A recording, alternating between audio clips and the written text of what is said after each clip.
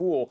And now to determine our matchups, number 1 seeds will first be drawn into the four elimination matches to learn when they play. After that, second seeds will be randomly drawn into those 4 elimination matches. The only condition you need to be aware of is that 2 teams from the same group cannot face one another in a best of 5, with the play-in elimination schedule being announced on broadcast immediately after this draw. Yeah, and I mean, frankly, that's why we were all speculating as well that, you know, the teams that they want to play against, they can't be from the same group, so not everybody can get and want to have 1907 Fenerbahce. Yeah, that too. I feel like Cloud9's probably like, man, we had the easiest group. Feels great to move out of it, most likely, but now we also want to draw the team that we're in the same group as. I think One Esports is probably the one that most people are looking to hopefully end up playing against. Yeah. I'll be honest, this is my first live draw narrating over the top, so I'm a little nervous to see what's going to unfold for Fnatic.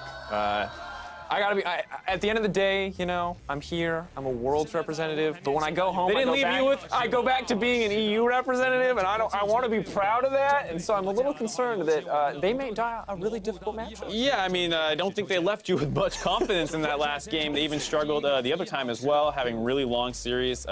It does feel like they'll be able to figure it out a little bit more in a best of 5. And now they are going to be pulling the Pool 1 seeds first. See Cool there on your screen. As handsome as ever. Chinese fans happy to see him. Team WE getting the first seed in it. Of course, where they match up is going to affect furthermore when they draw the pools. All of the Pool 2 seeds after this to see how they're going to stack up against each other. You can see the bracket there on your screen now as we start to fill it out. Yeah, of course, very funny that Cool from LGD will be able to draw Team WE first. He's been around a few teams, Cool. A very historic mid laner, always making late runs, and he gets C9 next. And the interesting thing about this is that, like, until we see the other teams, it's like, what's he gonna draw? But like ultimately in the context of this, it's hard to say exactly how this is going to affect the matchup. Although technically, when you're drawn third, we now know that you're gonna get whatever the third team is, so it will be curious to see. Yeah, and I think one thing to remember is that this is not a full bracket stage. It's just a single best of 5 elimination match. So even though WE and C9 look like they're on the same side of the bracket, that does not mean they'll be playing each other. No, not at all. It's just the one best of 5. It's all it takes to get you to Worlds. And I guess there's the other thing that lingers, Mark, of the fact that maybe you want Fenerbahce to win these best of 5s just quietly if you're an NA fan. I will admit that there is a small bit of bias because there was the point that was made that if all the number 1 seeds won from the play-in stage, TSM would have to get World Elite. Now, with Fenerbahce temporarily upsetting that, there's a chance, a fairly high chance, that there will be more variation in the actual group portion of Worlds. Which does make it more exciting, maybe a little more frustrating if you're in those other 3 teams that have already been seeded in your groups. A lot more uncertainty now as to who is going to show up there, as to who is going to be there. But now with all of the Pool 1 seeds drawn, we're going to be moving on to the Pool 2 seeds, and this is where we will start to get the matchups. Reminder that we will not have the schedule until after everything has been drawn, but still curious to see what the matchups are going to be. Ah, yeah. Magic hand of Cool. What does he draw? All right, so just as a reminder, Lion and W were in the same group. So Lion will be moved on to play C9.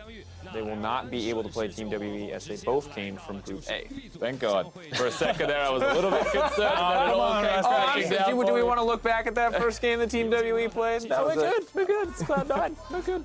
Interesting matchup, I think, because both teams seem to be very early game focused overall.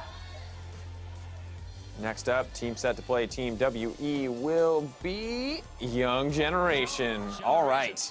I mean, this is what you were talking about, potentially a little bit of a macro game looking lineup between these 2 teams. Perhaps, of course, the young side and Young Generation have shown that nerves can get to them. So if you are Team WE, this could be the matchup that you dream of. I'm excited to see Null versus Xie. After Xie was struggling a little bit, I want to see what Null can do. He's been looking steadily better across this stage. Although the bot lane may start to look like a little bit of a weak point up against WE's. Might be a slight difference there between them. Also, Nocti was stepping up a lot as well, so I want to see how he actually performs in the best of 5. All right, now HKA will be playing Fnatic. They're unable to be matched up against Fenerbahce, and that's probably in their best interest from what we've learned over today's broadcast. They were struggling a little bit in that matchup versus 1907 Fenerbahce. Fnatic, it's a little concerning because it does feel like this is an early game focused team. They might be able to throw some pressure at Caps in the mid lane, so that could be a bit of an issue. All right, with now Team 1 locking in against Fenerbahce, that might just be an uphill battle for Team 1, but nothing that they haven't worked with before. Definitely the underdogs coming into the tournament will remain the case, but honestly, out of all the teams you could draw, this is technically, I think for many, the best option. I mean, I could speak for 1907 Fenerbahce freely when I say this is the best matchup for them to get, to be perfectly honest with you. I would say that Team 1 looked like the shakiest in terms of performance of the teams. And of course, thank you to Cool and Ren Dong, everyone on the Wuhan side of the broadcast, for making that possible. But now, looking at this, we talked about the ideals. We talked about some of the disaster scenarios. I'm still very concerned for Fnatic, but Mark, as our NA representative, how do you feel for Cloud9 right now? I feel decent overall. I think the big thing is just how much they can abuse Seiya in the mid lane, because that is, you know, the kind of go-to Cloud9 strategy, and Seiya is no slouch at all in the mid lane.